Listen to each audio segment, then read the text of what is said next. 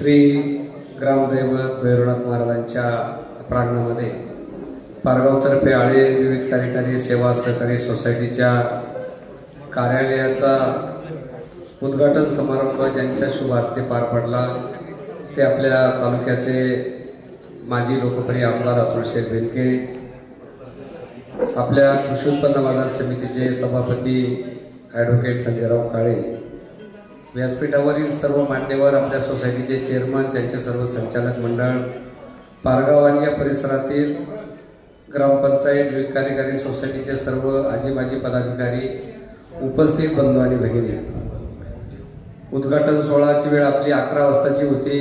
काही दुःखद घटना आपल्या गावात घडल्यामुळे थोडा कार्यक्रमाला आपल्याला उशीर झालेला आहे. तरी सुद्धा आपण एवढ्या मोठ्या संख्येने या ठिकाणी उपस्थित आहोत. खरं तर संजयराव काळे साहेबांनी आणि त्याच्या अगोदर त्यांचे वडील स्वर्गीय शिवाजीरावदादा काळेंनी आपल्या तालुक्यामध्ये सहकाराची मुहूर्तमेढ रोवली. कृषी उत्पन्न बाजार समितीची स्थापना असेल, त्याचबरोबर खरेदी विक्री संघाची स्थापना असेल, तालुका स्तरावरच्या अशा वेगवेगळ्या संस्था स्वर्गीय शिवाजीरावदादा काळे यांनी स्थापन केल्या. म्हणजे एक गोष्ट लक्षामध्ये घेण्यासारखी आहे, 70-75 वर्षापूर्वी ज्या माणसानं ह्या सोसायटीचं किंवा कृषी उत्पन्न बाजार समितीचं विविध कार्यकारी सोसायटीचं स्वप्न पाहिलं, ते स्वप्न आज मूर्तिमंत स्वरूपामध्ये त्या ठिकाणी आपल्याला उतरलेलं पाहायला मिळतं. ही दूरदृष्टीची असणारी ती माणसं होती. आणि 1946 मध्ये आपली विविध कार्यकारी सोसायटी स्थापन झाली. त्यावेळेपासून आजपर्यंत अनेक व्यक्तींनी या पदावरती काम केलं आणि त्या काळात ते पदावर असताना ज्या ज्या गोष्टी करणं गरजेचं होतं त्या गोष्टी त्यांनी त्या ठिकाणी केल्या. मागच्या कालावधीमध्ये किसनराव चेअरमन होते, त्यांनी बिल्डिंगचं अतिशय सुंदर काम केलं. आता प्रशांतच्या कालावधीमध्ये कार्यालयाचं उद्घाटन झालं. संजयराव काळे साहेबांनी शक्यतो पुणे जिल्हा मध्यवर्ती सहकारी बँकेची शाखा ही कुठल्याही इमारतीच्या तळावर त्या ठिकाणी ग्राउंडला असावी अशी धोरण त्या ठिकाणी असताना सुद्धा पहिल्या माळ्यावरती काळे साहेब तुम्ही आम्हाला सहकार्य केलं, त्यामुळं सोसायटीला जवळपास महिन्याला 45,000 रुपये भाडं त्या ठिकाणी मिळतं. परंतु पारगावच्या बँकेच्या मंजुरीचा किस्सा मी आता तुम्हाला सांगणार आहे. कदाचित आता इथं संपतरावला माहीत असेल, संभाशेठला माहिती का मला माहीत नाही, पण अतुल शेठ पहिल्यांदा 1998 मध्ये पुणे जिल्हा मध्यवर्ती सहकारी बँकेची शाखा निमगाव सवाला मंजूर झाली. त्याची ऑर्डर पण माझ्याकडे आहे. ही शाखा मंजूर झाली, पारगावमध्ये ही बातमी कळाली. पारगावकरांची मागणी होती, निमगावकरांची मागणी होती. नंतर सगळे पारगावचे ग्रामस्थ नामदार वळसे पाटील साहेबांकडे गेले. साहेब त्यावेळेला मला वाटतं घोडेगावला काहीतरी कार्यक्रमाच्या निमित्तानं होते. तिथे गेल्यानंतर ते साहेबांनी सांगितलं, बाबा साहेब आम्हाला पारगावकरांची पण आमची मागणी होती, तुम्ही शाखा निमगावला मंजूर केली, पारगावला व्हायला पाहिजे होती. तर साहेब म्हटले आता त्यांची पण मागणी होती पण एकच देता आली आपल्याला, मग आता काय करायचं. तर साहेब म्हटलं तुम्ही निमगाव पांडुरंग पवारांकडे जा, त्यांनी जर सांगितलं पारगावला करा तर माझी काय हरकत नाही, मी ऑर्डर बदलून घेतो. मग पारगावचे सर्व आता शिवाजी नाना चव्हाण त्यावेळेला सरपंच होते, दादा गेनभाऊ तट्टू, आपल्या गावातले अनेक 20-25 जण त्या काळातली काही मंडळी, गंगाराम त्या डुकरे विक्रे ही सगळी मंडळी त्या ठिकाणी आली. समुद्रावर तुम्ही होते का त्यावेळेला? नव्हते तुम्ही. नेमगावला आले, मला त्यांनी पहिला निरोप दिला. आम्ही माझी ग्रामसभा बोलवली गावची. आमच्या पारगावचे 20-25 लोक आले, आमचे 100-1 लोक, आम्ही गावचे प्रमुख लोक एकत्र केले आणि त्यांना मग त्यांनी हा विषय मी तिथे मीटिंगमध्ये मांडला. माझ्या ग्रामस्थांना मी हे सांगितलं की ठीक आहे, आता पारगाव आणि निमगाव आपली काही दोन्ही गावं आपली एकच, ती काही गावं वेगळी नाही. मग निमगावला बँक ऑफ महाराष्ट्र आपल्याकडे आपली आहे, सध्या आपल्याला चालू आहे. आणि अतुल शेठ बँक ऑफ महाराष्ट्राचं उद्घाटन सुद्धा 1983 मध्ये वल्लभ शेठ बेनके साहेबांच्या शुभ असते. तर साहेब काही त्यावेळेला आमदार पण नव्हते, त्यावेळेला बेनके साहेब बुलेट गाडीवरती त्यावेळेला त्या उद्घाटनाला आले होते. ते सूत्रसंचालन सुद्धा 83ला मिस केलं होतं. नंतर 85ला तिथे इमारत झाली, तिचं उद्घाटन सुद्धा बेनके साहेबांच्या हस्ते हनुमान जयंतीच्या दिवशी आम्ही केलं. त्यावेळेला बेनके साहेब म्हटले होते की तिथं हनुमंतांनी जशी उड्डाणं घेतली तशी बँकेने सुद्धा म्हटलं आता ग्रामपंचायत कार्यालयामध्ये आता नवीन इमारतीमध्ये उड्डाण बँकेने केलं, म्हणजे असं विस्किरीपणे साहेब म्हटले होते. मग मी सांगितलं की जर आपल्या गावामध्ये महाराष्ट्र बँक आहे तर पारगाव पण आपलं जर आपण पारगावकरांना ही बँक देऊन टाकू. मी साहेबांना नंतर निरोप दिला, फोन करून सांगितलं. त्यावेळेला विलास शेठ गांधींच्या तिकडे फोन होता, त्यावेळेला बाकी काही कुणाकडे फोन नव्हते. मग फोन करून साहेबांनी पण ती ऑर्डर बदलून आपल्याला शाखा त्या ठिकाणी पारगावला सुरू झाली. या गोष्टीला काळेसाहेब 28 वर्ष झाली. पण 28 वर्षामध्ये निमगावकर आमचं तसंच मागे राहिलं. तुम्ही आता बँकेचे डायरेक्ट, तुम्हाला पण मी अनेक वेळा बोललो, दादांना पण बोललो.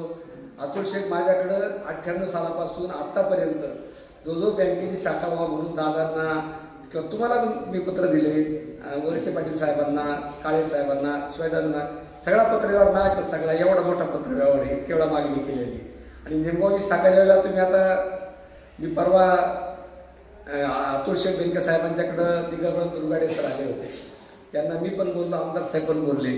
ते म्हटले तुमच्या संचालकांना सांगा ते पोर्टलमध्ये त्याचं नाव टाकायला. तुम्हाला पण मी बोललोय. आता तुम्हाला संधी, आमची शाखा करा आता. 28 वर्ष एखाद्या शाखेची वाट पाहायला मला वाटतं इतकं वर्ष कोणीच नाही पाहिलेली वाट. पण आम्ही कधी तक्रार केली नाही किंवा ठीक आहे फक्त मागणी करायची. एकदा वळसे पाटलांकडे अतुल शेख ज्यावेळेला सत्यम जिल्हा परिषद निवडणूक झाली त्यावेळेला सगळ्या जिल्हा परिषद सदस्यांची ज्यावेळेला मिटिंग झाली अध्यक्षाच्या निवासस्थानी, त्या दादांनी सांगितलं म्हणजे तुम्हाला काय असेल तुमच्या तालुक्या संदर्भात काय बोलायचं असेल तर बोला. मी दादांना पण त्यावेळेला बोललो होतो की दादा म्हटलं मला पीडीसी बँकेची आमची फार दिवसाची मागणी आहे, त्याला पण 8 वर्ष होऊन गेली.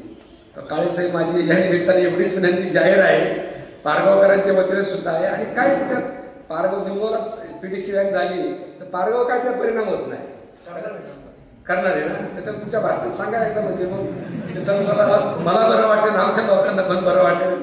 काय सर तुमच्याकडे एवढी मागणी आहे, अतुल शेट्टी जे मागितलं ते सगळं दिलं आम्हाला, म्हणजे आम्हाला म्हणजे तालुक्याला दिलं सगळं.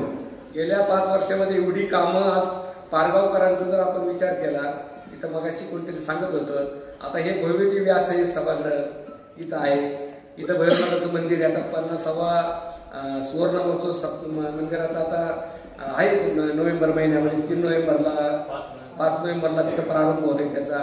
तिकडं हनुमंतरायाचं पण सुंदर मंदिर झालं, सोसायटीचं ऑफिस चांगलं झालं, ग्रामपंचायतचं कार्यालय पण चांगलं झालं, उद्घाटन होतो आपण सगळेजण, याच व्यासपीठावर उद्घाटन झालं ग्रामपंचायत कार्यालयाचं पण. म्हणजे शासकीय कार्यालय धार्मिक आपल्या संस्था चांगल्या पद्धतीने तालुक्यामध्ये जर विचार केला आपण तर अतुल शेख बघा, तुम्ही तालुक्यात तुम्ही सगळ्या गावांमध्ये फिरता, इतकी सुंदर मंदिरं आणि इतकी सुंदर कार्यालय तालुक्यामध्ये, मला वाटतं सगळी कार्यालय आणि मंदिरं इतकी कुठल्या एका गावामध्ये कुठं अशी इतकी चांगली सापडणार नाही.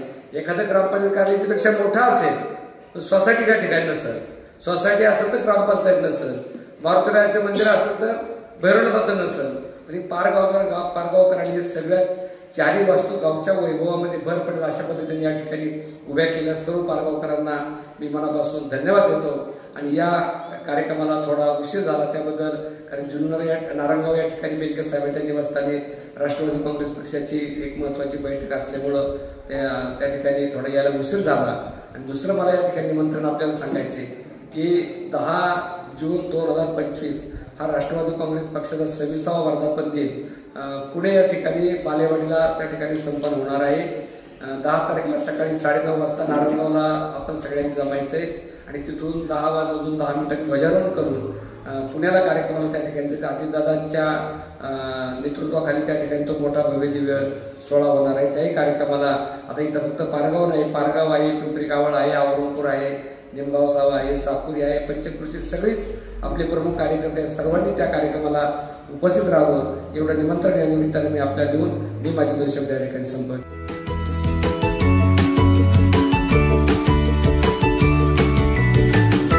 बातम्या शेतीच्या,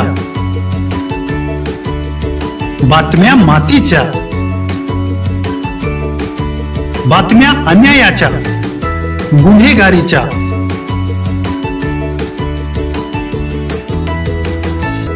राजकारणाच्या आणि समाजकारणाच्या,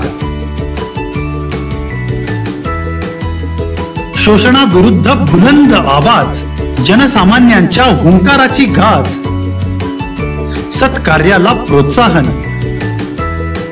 दुष्कृत्याला अनुशासन,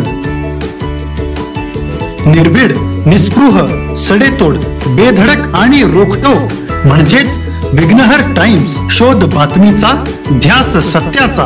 आपलं चॅनल, आपली बातमी. सबस्क्राईब तर कराच, पण बेल आयकॉनवर क्लिक करायलाही विसरू नका.